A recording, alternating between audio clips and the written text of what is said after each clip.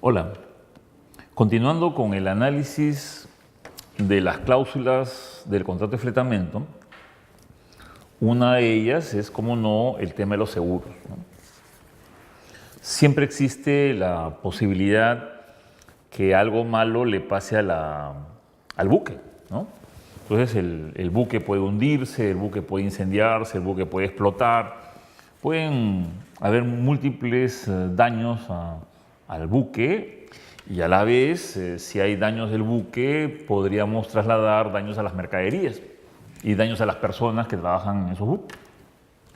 Motivo por lo cual hay todo un esquema de seguros que, como se los dije hace algunas sesiones atrás, revisaremos temas de seguros cuando ustedes estén acá en Lima y veremos que el seguro forma parte de otro contrato, que es un derivado del contrato de compra-venta y del contrato de transportes, obviamente, emitido normalmente por compañía de seguros y que, como ustedes comprenderán, tiene que pagarse una prima de seguros. Entonces, al existir esto, al existir este tema, entonces la pregunta que nos hacemos es si quién de las dos partes va a correr con los seguros que tuviéramos que solicitar, ¿no? ¿Va a ser el buque el que solicita los seguros o va a ser el que alquila el buque el que corre con las primas de seguros, ¿no? Muy bien, punto 12 sobre tiempos. El personal que trabaja en un buque, como aquel que trabaja en cualquier empresa, generalmente tiene 8 horas de trabajo, por lo cual se le da un sueldo.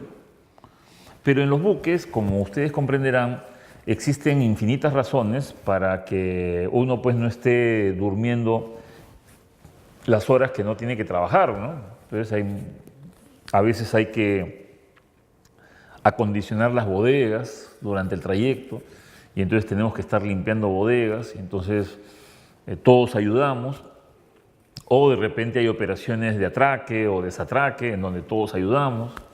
Ahí tú no puedes decir, señor capitán, no puedo ayudarlo porque ya trabajé 8 horas y quiero seguir descansando, ¿no?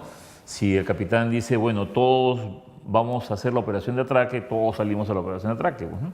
Entonces, en un buque se va llevando la contabilidad de las horas extras que los tripulantes generan, ¿no?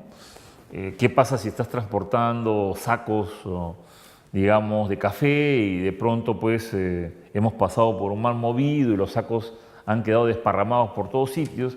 Entonces el capitán del buque nos pide que bajemos a las bodegas a acomodar sacos porque si no el buque va a estar un poco desestabilizado. Entonces tenemos acá entonces el hecho de que hay que pedirle al personal que trabaje en eso, ¿no? Entonces se contabilizan las horas extras. Entonces en un viaje pueden haber, pues imagínense, $14.000 en horas extras del personal.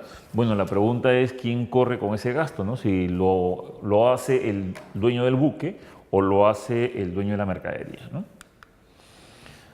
13 características del conocimiento de embarque. Si va a haber conocimiento de embarque, se define entonces se define las características que este conocimiento de embarque tendría, y lo hemos visto en la etapa número 1 cuando conversamos sobre conocimientos de embarque, ¿no?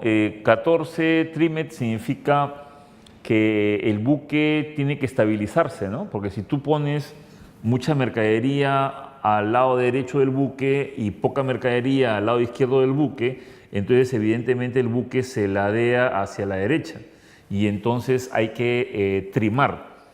Trimar significa balancear el buque y este es un costo que habría que definir quién lo paga, quién de los dos lo paga, ¿no?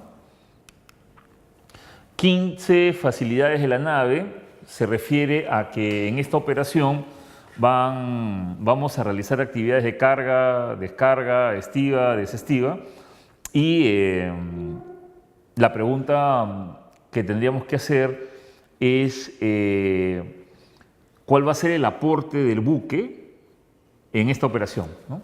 Por ejemplo, si el buque tuviese grúas, entonces el buque dice, bueno, yo cuento con una grúa de tantas toneladas en la bodega 1, tengo otra grúa de tantas toneladas en la bodega 2 y así sucesivamente que pongo a disposición de la operación y por ende estas grúas van a poder cargar y descargar la mercadería y ese es el aporte de del buque en esta operación, ¿no? 16 embargos. Los embargos, como ustedes saben, son decisiones de jueces en donde podrían afectar la operatividad del buque, ¿no? Puede trabarse. ¿Qué sucede? Habíamos conversado hace unos minutos atrás sobre una situación de la participación de las agencias marítimas con respecto a la operatividad de los buques en los puertos, ¿no? Decíamos que los puertos llegan a un buque y generan un sinnúmero de servicios. Este sinnúmero de servicios, lo que hacen es generan facturas por pagar de los buques por el orden de $100.000, $200.000, $300.000, ¿no? Y entonces a veces los buques piden a los operadores facilidades de pago. Entonces le dicen, ¿qué te parece si te pago el 80% de la factura y dentro de unos meses cuando regreso te termino de cancelar? Y entonces el que te prestó el servicio te dice, ya no hay problema. Y entonces el buque se va y nunca más regresa. Y entonces, como nunca más regresa, entonces los operadores que han prestado servicios van a exigirle al agente marítimo que le pague. Pero si el agente marítimo no tiene capacidad de pago, entonces van a ir al Poder Judicial. Y el Poder Judicial, bueno, sentencia de que el dueño del buque tiene que pagarle a estas empresas, imaginemos $180.000 en deudas, pero el problema es que el buque no está. Y entonces se traba embargo contra este buque, pero se deja pendiente para cuando alguna vez que el buque regrese. Y resulta de que pasan 2 o 3 años y el buque regresa. Y cuando el buque entra a ese puerto, inmediatamente se activan las alarmas y se señala de que el buque en cuestión llegó al puerto. Y resulta que tiene un embargo. Y entonces se ejecuta el embargo y se inmoviliza el buque. Cuando se inmoviliza el buque, entonces quiere decir de que el juez señala de que ese buque no puede salir del puerto hasta que no se arregle el problema de la deuda que mantienen con los proveedores. Pero en ese ámbito de cosas, la pregunta es cómo el dueño de la mercadería sabía que ese buque tenía un embargo. No tiene manera de saberlo, pues, porque las empresas clasificadoras no pueden llegar a tanto, ¿no es cierto? Y entonces, en la cláusula número 16, nos ponemos de acuerdo con respecto a qué sucedería en esos casos, ¿no? Número 17, avería gruesa. La avería gruesa es una institución jurídica del transporte marítimo que está reseñada en un tratado internacional conocido con el nombre de Tratado de York y Amberes, en donde se define en qué casos el capitán de la nave puede ejercer una avería gruesa en un embarque. ¿Qué significa una avería gruesa? Las averías gruesas, como también lo vamos a analizar cuando ya ustedes estén aquí en Lima, las averías gruesas es el hecho que el capitán de la nave destruye la mercadería, ¿no? Eso nos lleva también a la cláusula 18 que se llama sacrificio de mercadería en el mar, en donde el capitán de la nave es el que destruye la mercadería. O sea, la mercadería no es destruida por un factor probabilístico, la mercadería no es destruida por un factor climatológico, no es destruida por un vicio propio, sino que la mercadería es destruida por causas de una decisión del capitán de la nave. Entonces ustedes me dirán, oye, ¿cómo eso es posible? Bueno, es posible basándonos en un ejemplo que voy a poner. Número uno, nosotros tenemos el buque con la mercadería, pero resulta que por factores de los riesgos del mar que conversamos en clases pasadas, el buque termina encallando, ¿no? La palabra encallar hace referencia cuando el buque se atasca entre las peñas de un arrecife o de la costa, ¿no? Y entonces el buque no puede salir de ese atascamiento. El capitán de la nave manda máquinas hacia adelante, máquinas hacia atrás, timón a babor, timón a estribor, y no puede salir.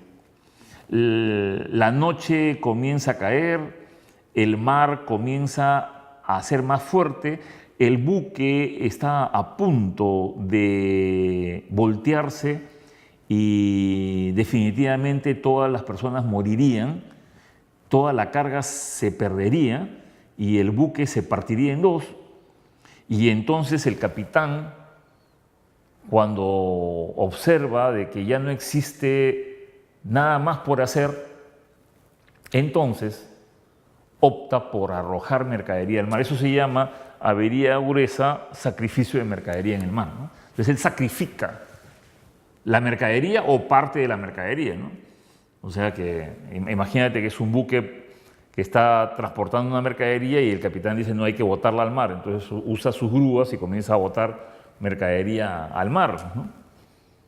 Y entonces arroja, imaginemos pues 100 toneladas de mercadería al mar y con eso aligera el buque y el buque puede salir de su entrampamiento y puede seguir navegando, ¿no? Ese acto ha permitido que el buque, que vale X cantidad de millones de dólares, se salve, ha permitido que la tripulación cuyas vidas no tienen valor se salven, ha permitido que el resto de la mercadería se salve, pero gracias al sacrificio de una parte de la mercadería. Esa acción se llama avería gruesa y las averías gruesas se dividen en diferentes averías gruesas que estudiaremos más adelante. Pero el ejemplo que acabo de poner es una avería gruesa llamada sacrificio de mercadería en el mar.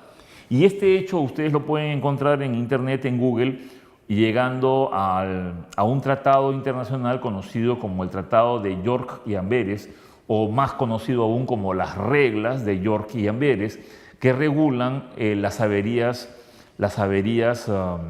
gruesas. Entonces, como ustedes comprenderán, lo que acabo de mencionar pues genera una serie de preguntas que obviamente están contestadas en el tratado para saber qué responsabilidades debe asumir ese capitán, qué pasa con la mercadería que se salvó y todas esas cosas, ¿no? Todo esto tiene que estar en el Charter Party, ¿no? Bueno, 19 tipos de flete, mencionar si es LT, FI, FO, FIO o los fletes que hemos estudiado. 20 el monto del flete, o sea, señalar cuántos dólares por tonelada métrica se va a cobrar. 21 la forma de pago, es decir, si se va a pagar todo por adelantado o si se va a pagar en dos partes, etc. 22 qué hacer en caso de la existencia de una fuerza mayor, ¿no? Ya hemos conversado cuando analizamos el contrato qué significa la fuerza mayor. 23 el arribo de la nave, o sea, en qué fecha se establece que la nave arribe al puerto. 24, Notice of Readiness.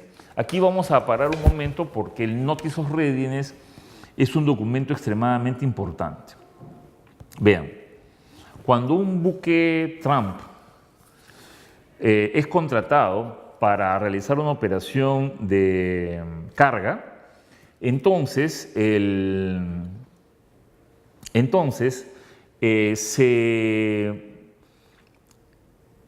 buque cuando llega al puerto y obtiene la libre plática, en el entendido que la libre plática es el permiso que otorgan las autoridades portuarias a los buques para que puedan realizar sus trabajos usuales de carga, descarga, transbordo o reparaciones.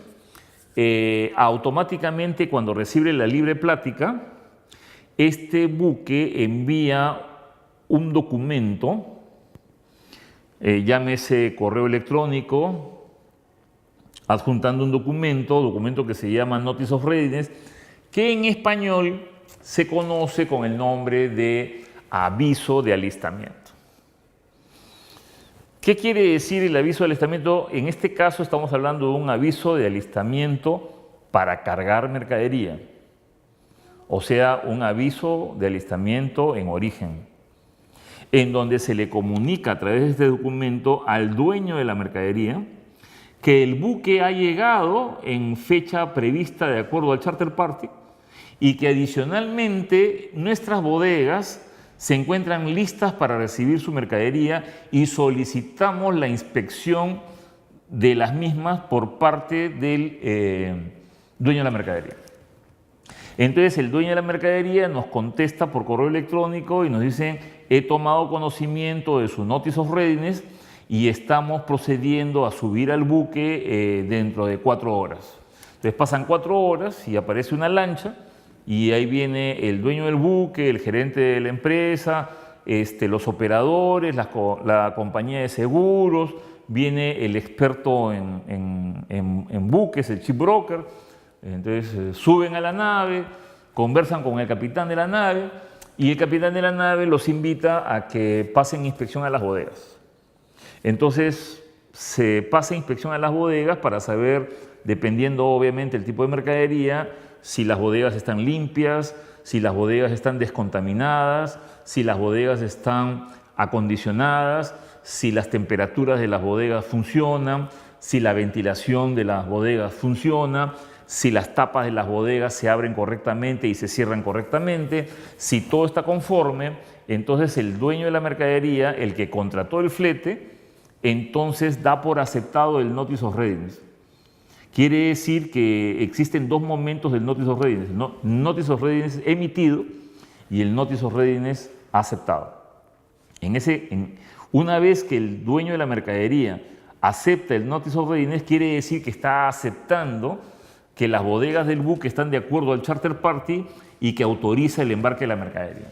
A partir de ese momento ya el buque puede coordinar con el agente portuario o agente marítimo con la finalidad de atracar al muelle y proceder a las operaciones de carga de la mercadería.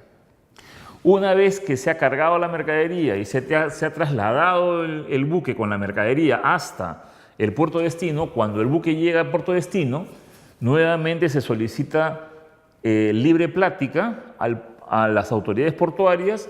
Las autoridades portuarias emiten la libre plática y al minuto siguiente el capitán de la nave emite Notice of Readiness de llegada, Notice of Readiness de destino, en donde le manifiesta al consignatario de la carga, le dice: señores consignatarios, hemos traído el trigo que ustedes han solicitado, pedimos su presencia en el buque para que verifiquen la idoneidad de la mercadería.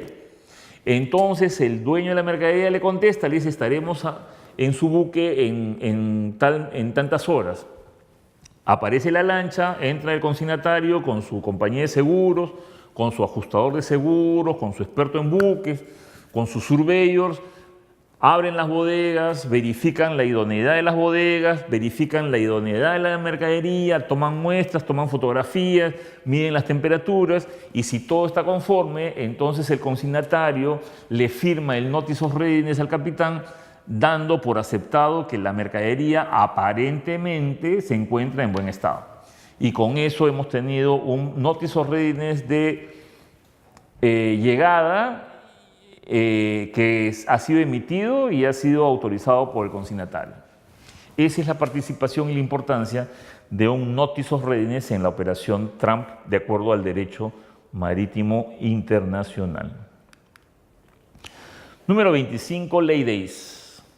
Cuando un buque negocia con un exportador o un importador, negocia un charter party, tiene necesariamente que negociar también la cantidad de días que este buque va a estar en un puerto. Porque el capitán de la nave dice: bueno, yo puedo tener el control sobre el tiempo de tránsito, o el lead time o el transit time del buque, pero yo no puedo tener el control total sobre la cantidad de días que yo voy a estar en el puerto.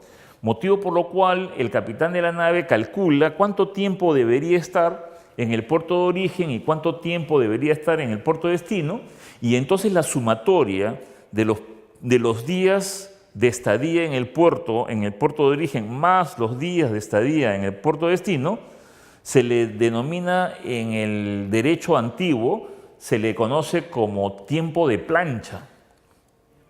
Los gringos le dicen lay days. Los lay days son la cantidad de días que un buque Trump acepta, de acuerdo al valor del flete que le estás pagando, mantenerse en puerto. Y por eso él acepta una cantidad de flete. Quiere decir esto que, imaginemos, se plantea la posibilidad de que sean 6 días en origen y 5 días en destino. Si sumamos, tendríamos 11 días de lay days. Muy bien, pero habría que definir, cuando se dice días, de qué días estamos hablando, ¿no es cierto? Porque existen días calendarios, existen días hábiles, existen diferentes tipos de días en los contratos internacionales, ¿no? Entonces, para eso hay algunas cláusulas que son usuales en los contratos de fletamento, ¿no? Una de las cláusulas es la cláusula checks. La cláusula checks viene de las siglas SHEX, checks, que significa Sunday and Holiday Excluded. Significa que estos 11 días son 11 días, pero no se cuentan en estos lay days los domingos, que es Sunday, y los holidays, que son días feriados. Por ejemplo, esto es importante en Centroamérica, porque en Centroamérica existe la presencia de varias religiones, o sea, son países bastante religiosos, y que esto afecta la operatividad portuaria, dado de que cada vez que hay el festejo por algún santo o alguna deidad, entonces paralizan los trabajos en el puerto, o media mañana o todo el día. Entonces, es por eso que el capitán de la nave, cuando sabe que tiene que asistir algún día a un puerto donde existen muchas paralizaciones por los holidays, que pueden ser días feriados por diferentes motivos, entonces él tiene que definir si esos 11 días son checks o son chink. Si son checks, son Sunday and Holiday Excluded, y si son chink, son Sunday and Holiday Included, ¿no? O sea, quiere decir que incluye los días sábados y feriados, ¿no? Una variante, por supuesto, es el SHEX, que es el Saturday and Sunday and Holiday Excluded, ¿no? O tal vez el FEX, que es el Friday and Holiday Excluded, porque esto se aplica a cuando tú vas a cargar o vas a descargar en puertos de países musulmanes, porque en esos casos ellos no descansan los días domingos, sino descansan los días viernes, ¿no? Por otro lado, también tenemos que agregar algunas cláusulas interesantes, como es el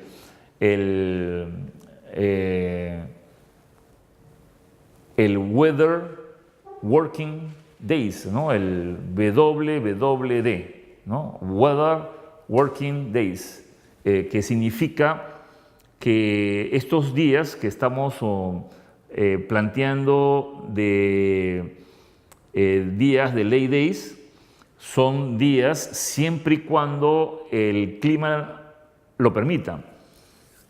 Por ejemplo, en el caso de un puerto donde llueve mucho, entonces cuando comienza a llover tenemos que cerrar las bodegas, y las bodegas permanecen cerradas mientras las horas que llueva. Cuando termina de llover volvemos a abrir las bodegas y comenzamos a operar. Cuando otra vez se acercan las nubes, o otra vez volvemos a cerrar las bodegas y otra vez tenemos que esperar a que termine la lluvia. Entonces las lluvias hacen que se interrumpan las operaciones de carga y descarga, y eso influye en los lay days. Por eso es que también tendríamos que negociar si estos 11 días de lay days son weather working days o no son weather working days, o sea que incluye los días de lluvia, ¿no? Entonces eso hace afinar la cantidad de días que podemos trabajar en el puerto, ¿no? Cláusula 26, escotillas. Las escotillas tienen tapas de escotillas y estas tapas de escotillas son gigantescas y pesan toneladas. Entonces, cuando tú vas a abrir una tapa de una bodega, dependiendo de la tecnología y la infraestructura que tengas y lo moderno que sea el buque, esto toma mucho tiempo para abrir, ¿no? Ponte, para abrir la bodega número 1, de repente nos toma pues 30 minutos. Y también para cerrar nos toma 30 minutos. Entonces la pregunta que nos hacemos es si esos minutos que tardamos en abrir la escotilla y cerrar la escotilla están dentro de lo que se conoce como los lay days o no. Bueno, 27 y 28, el promedio de carga y descarga que se compromete el buque a realizar, ¿no? 29 y 30, estamos hablando del demurrage y el dispatch, ¿no? Es decir, una vez establecidos los lay days y una vez establecido que estos lay days están afectados o no por los días feriados, o están afectados o no por los días laborables, o están afectados o no por el clima, entonces nos queda claro de que el buque puede pasar dos cosas, ¿no? O que el buque termina su operación antes de lo estimado en los lay days, o termina su operación después de lo estimado en los lay days. Si termina antes de los lay days, entonces el buque tiene un premio. Ese premio se conoce como dispatch, que en español le llamamos pronto despacho.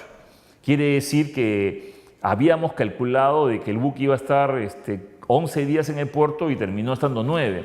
Eso quiere decir que todos los costos bajan en 2 días, ¿no? Imagínate que por día tengamos que asumir $80.000, si hemos bajado en 2 días, entonces nos hemos ahorrado $160.000. Entonces es premio para el buque. Entonces hay que bonificar al buque por el hecho de haber terminado toda su operación antes de lo establecido. Pero si el buque pasa el tiempo de los lay days y se demora más días de lo planeado, entonces se perjudica el buque, se perjudica la carga y nos perjudicamos todos, porque todos los costos suben. Entonces, aparte de eso, el buque asumiría una penalidad. Esa penalidad se conoce como el demurrage. Y entonces el demurrage son penalidades al buque, mientras que el dispatch son premios para el buque. Finalmente, todo estos cálculos de tiempo se realizan a través de un documento conocido con el nombre de Statement of Facts, o sea, estado de hechos, en donde cuando el buque comienza a operar, cuando el buque se amarra a un muelle, comienza a llevarse una hoja de cálculo donde se comienza a indicar en qué momento se amarró el buque, en qué momento el buque comenzó operaciones de carga, en qué momento llegaron las grúas, en qué momento se abrieron las bodegas, en qué momento comenzó la descarga de la bodega 3, en qué momento comenzó la descarga de la bodega 4, y se comienza a llevar toda una enumeración de datos resaltantes en todo el proceso de la carga y la descarga, con la finalidad de poder determinar el tema de los lay days para después saber si entramos en demurrage o se beneficiaron con un dispatch, ¿no? Y finalmente, si es que hubiese algún inconveniente entre las partes, siempre todo contrato, como ustedes saben, termina en un arbitraje, ¿no? Con la finalidad de que si existiera una discrepancia entre las partes, el representante del buque y el representante de la mercadería, entonces habría que definir esto, y esto lo definiría alguna corte arbitral, que podría ser las cortes arbitrales de la Organización Marítima Internacional o la corte arbitral de la Cámara de Comercio Internacional, ¿no? Y con eso hemos concluido con la enumeración de todas las cláusulas, obviamente las más importantes, que afectan la operatividad marítima y que tienen en su espíritu los principios del derecho marítimo internacional. Muchísimas gracias.